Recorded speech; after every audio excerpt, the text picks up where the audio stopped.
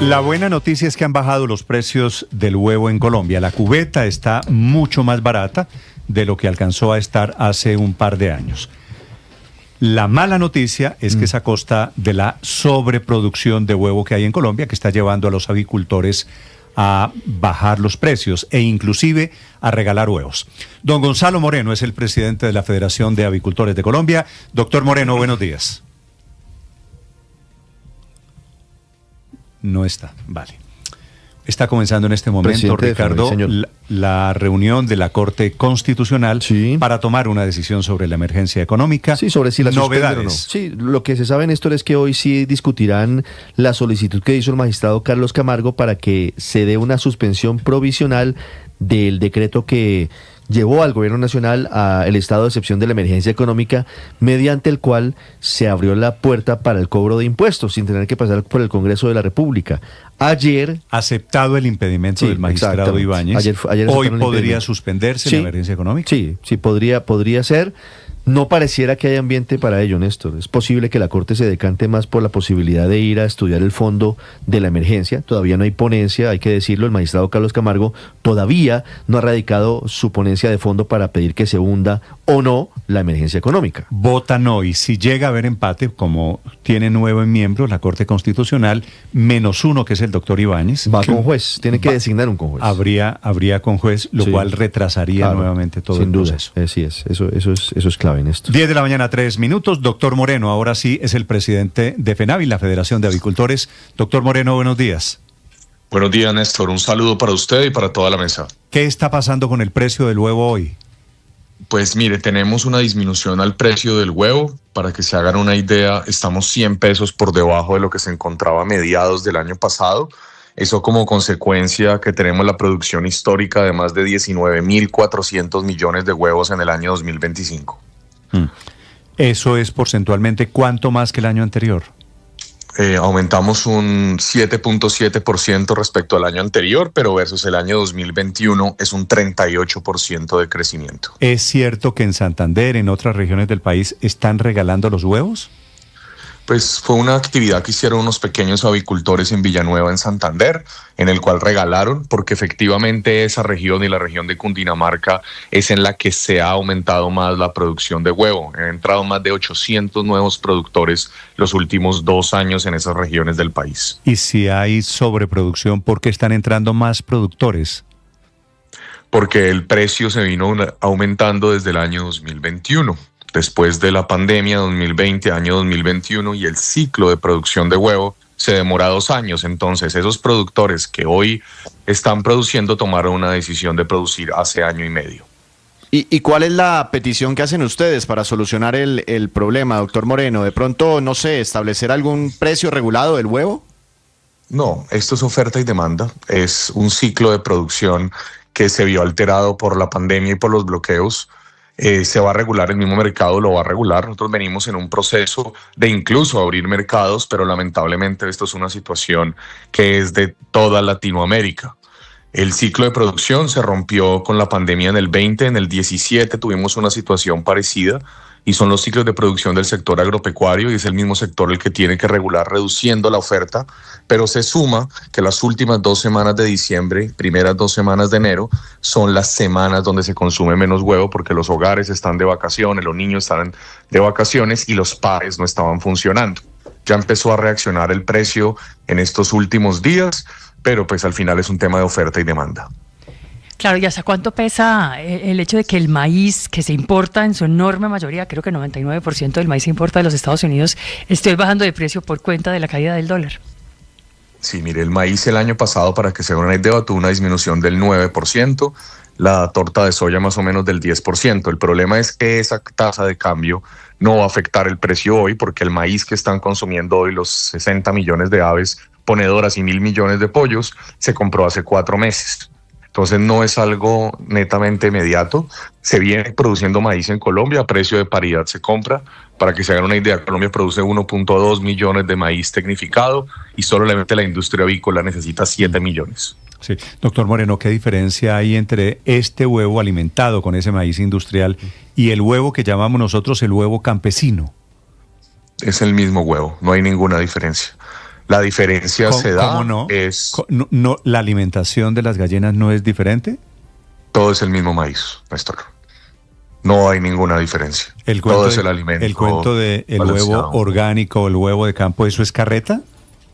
Muy buen punto. En Colombia no existe una regulación para el huevo orgánico. Para que un huevo llegase a ser orgánico, tendría que ser producido con maíz que no sea genéticamente modificado, y el 100% del maíz que se consume en Colombia, sea nacional o sea importado, genéticamente modificado. Entonces, no existe un marco legal para decir que en Colombia exista huevo orgánico. Vale. Doctor Moreno, una pregunta final que me la sopla un oyente, se la voy a trasladar.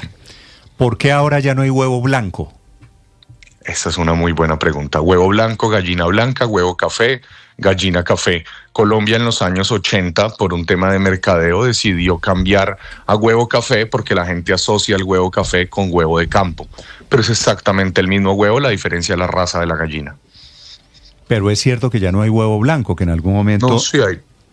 Bueno, Hay producción en el eje poquito. cafetero, sí, es menor la producción porque además la gallina blanca es más flaquita, más chiquita, y esa gallina después no todos la comemos en sancocho, entonces a la gente le gusta más una gallina más gruesa.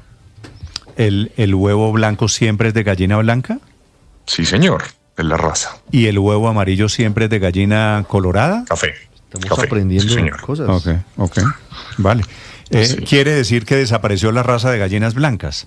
Pues hay menos. No desapareció. En el mundo, por el contrario, el huevo más consumido es el huevo blanco. El mundo en Estados Unidos, por ejemplo, es cuando van a un supermercado, en su 95% lo que ven es huevo blanco, no huevo café. Esto precisamente ha sido una limitante para exportar a algunas islas del Caribe que están acostumbradas al huevo blanco y no al huevo café. Es un tema de costumbre, pero como les decía, sí hay una diferencia en el tamaño de la gallina al final del ciclo, y Colombia es un país gran consumidor de gallina por nuestro sancocho. Víctor, su pregunta. Probabilidades, doctor Moreno, de encontrarme un huevo con 2 yemas otra vez. Antes era como más frecuente, hoy en día imposible. No es imposible. Eso también es una muy buena pregunta. Eso depende de la edad de la gallina. Cuando está en la máxima edad reproductiva, pone huevo doble yema. Entonces, por eso a veces cuando uno compra una cubeta, tiene más probabilidad de que todos los huevos le salgan doble yema porque tienen la misma edad las aves. Entonces, es más un tema de la edad reproductiva del ave, más que de un tema de cualquier otra cosa. Vale. Doctor Moreno, gracias por la explicación. A ustedes, un feliz día, comer mucho huevo y mucho pollo. Muchas gracias. Aprovechar, es cierto que están baratos, son las 10:09. Aquí están las noticias en este día jueves. Bienvenidos, comenzó la sesión. Magistrados, los 8 que sobreviven de la sala plena de la Corte Constitucional, que comienzan a definir en este momento si suspenden o no solo la emergencia económica, sino los efectos tributarios decretados por esa emergencia. En el Palacio de Justicia, en el centro de Bogotá, Sergio Barbosa. Néstor, buenos días. Sí, señor, hace pocos minutos empezó la sala plena en la Corte Constitucional, en donde los 8 magistrados debatirán sobre si se suspende provisionalmente o no el decreto de la emergencia económica del gobierno del presidente Gustavo Petro. Esta es una sala que no cuenta con la presencia del magistrado Jorge Ibáñez, porque recordemos que ayer sus colegas allí en el alto tribunal pues declararon fundado el impedimento que él mismo presentó y quedó apartado de esta discusión. Y es que a la Corte ha llegado un número importante de solicitudes y peticiones que piden precisamente suspender provisionalmente este decreto hasta que la misma Corte Constitucional tome una decisión de fondo sobre si el decreto de la emergencia económica es o no legal. Por supuesto, estaremos muy atentos al desarrollo de esta sala plena y a la deliberación de los magistrados sobre la emergencia económica. 10 de la mañana, 20 minutos. Gracias, Sergio. Entre tanto, personal de la Aeronáutica Civil y de Satena está en Ocaña y Cúcuta para brindar acompañamiento a las familias de las víctimas del siniestro aéreo que dejó 15 personas muertas en la zona del Catatumbo. El alcalde de Ocaña dijo que se requiere una reforma total del aeropuerto para brindar garantías en el tráfico aéreo en esta zona del país. Cristian Santiago. A través de un comunicado, la aerolínea Satena informó que personal de esta empresa ha llegado al municipio de Ocaña y Cúcuta para acompañar a las víctimas del accidente aéreo ocurrido en zona rural de la playa de Belén y en el que murieron 13 pasajeros y 2 integrantes de la tripulación. Además, también que de manera conjunta con la Aerocivil se trabaja en el lugar de los hechos para adelantar las investigaciones y poder esclarecer lo sucedido. Por su parte, Searca, la empresa de vuelo charter, ha dicho que es la tragedia más grande que ha enfrentado en los 33 años de trayectoria y vida en el mundo de la aviación. Por eso acompañan todo el proceso de investigación y a las familias víctimas en este lamentable suceso.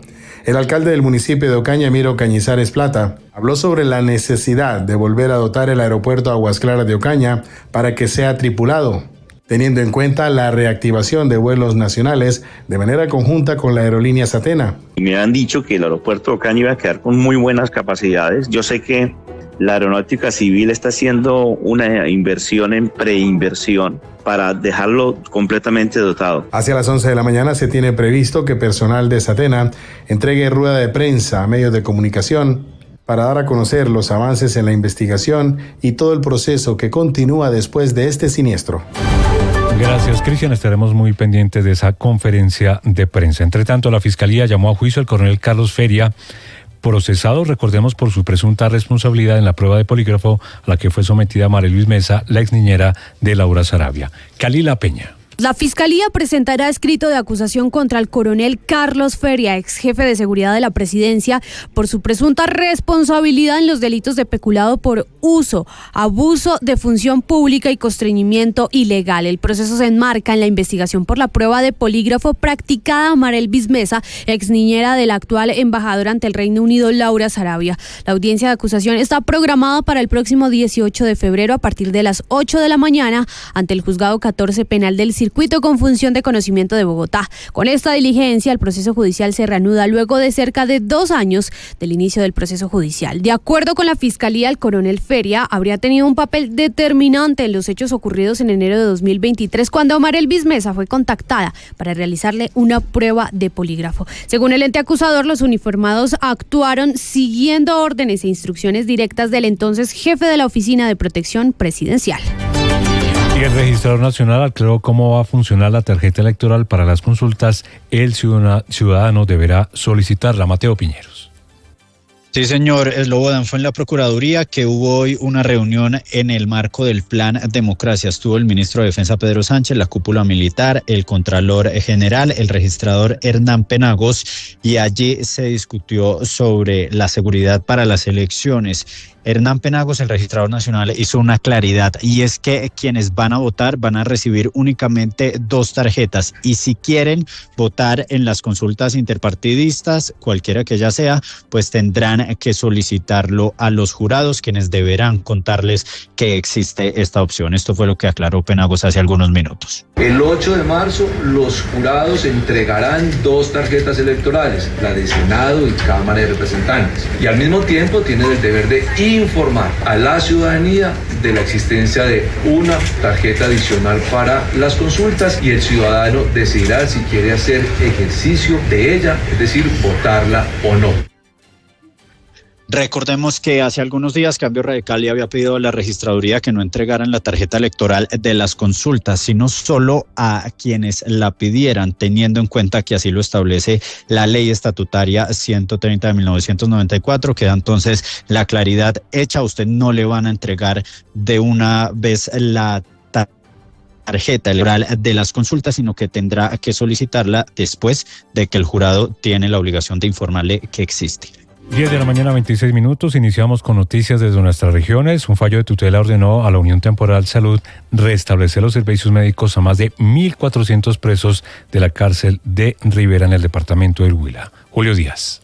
El juzgado segundo de familia de Neiva emitió un fallo de tutela en el que ordena en 48 horas a la Unión Temporal de Salud USPET restablecer los servicios médicos durante las 24 horas del día y fines de semana a más de 1.400 personas privadas de la libertad del centro penitenciario de Rivera. El personero de Neiva, Gerson Andrés Bastidas, dijo que esta decisión judicial obedece a una acción de tutela que interpuso como Ministerio Público tras la suspensión de los servicios de salud a la población carcelaria desde el pasado 1 de enero del 2026. El fallo le ordena a las diferentes instituciones encargadas del cuidado y la protección y la custodia de los PPLs de ese establecimiento que en un término no superior a las 48 horas se dispongan a reactivar todos y cada uno de esos servicios que se habían considerado suspendidos desde el 1 de enero del 2026. El fallo de tutela también ordena la prestación de servicios de urgencias y remisiones necesarias, suministro de medicamentos y cumplimiento de órdenes médicas para pacientes que requieran tratamientos especiales. Y vamos ahora a la ciudad de Cartagena. Hablamos de la etapa de concertación entre el distrito y los cocheros tradicionales. Dalida Orozco. Un mes después de que en Cartagena empezaran a circular oficialmente los coches eléctricos que marcaron el fin de los tradicionales coches alados por caballos, la alcaldía anunció que fueron entregados de manera voluntaria los primeros 10 caballos que eran utilizados para esta actividad. Estos equinos serán entregados en adopción, como ya había anunciado el distrito en el proyecto de transición. Los caballos están resguardados de manera temporal en la Plaza de Todos, mientras se avanza en la evaluación y selección de los postulantes al proceso de adopción. Adolfo Pérez, director de la UMATA. Nosotros, como alcaldía, como veterinarios, verificar que cada una de las personas que van a ser adoptantes cumpliera con los requisitos. Son 120 personas que van a recibir cada uno de los caballos y 47 irán a nivel fuera de la costa atlántica. De acuerdo a la UMATA, a la fecha se han recibido más de 300 solicitudes de personas interesadas en adoptar caballos.